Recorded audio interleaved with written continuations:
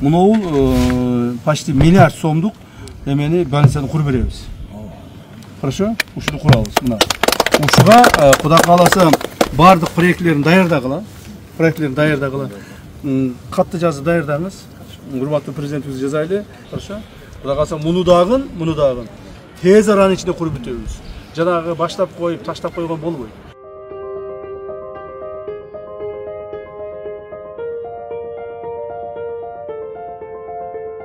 Урматтуу врачыбыз, бул жерден главврач катары, сиздер жергиликтүү бийлик органынын жетекчилери катары аракет кылгыла. Макулбу, чуркагыла ушуга. Иштегиле. Мэр, сиз ушу мына конкретный ишиңиз.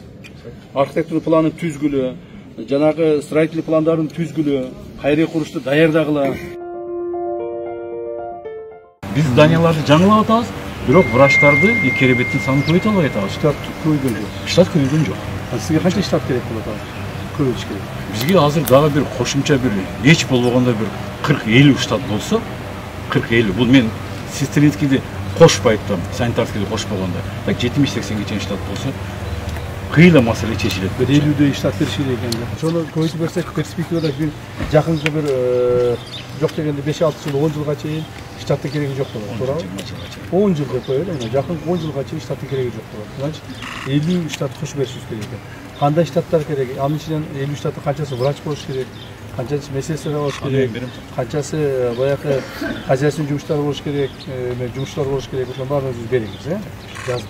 Хорошо? Аны аракет кылабыз.